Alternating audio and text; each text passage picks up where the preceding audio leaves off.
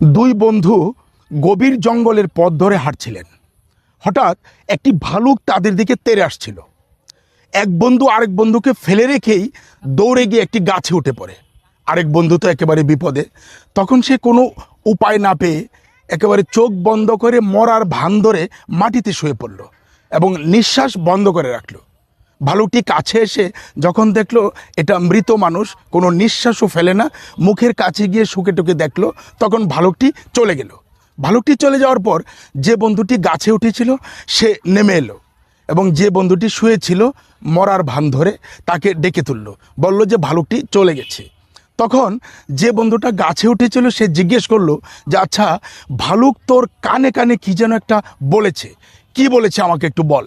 তখন যে বন্ধুটি মাটিতে শুয়েছিল সে বলল যে ভালুকটি আমার কানে কানে বলে গেছে, যে বন্ধু বিপদের সময় তোমাকে ফেলে রেখে দৌড়ে পালিয়ে যায় তার সঙ্গে তুমি পথ চলো না।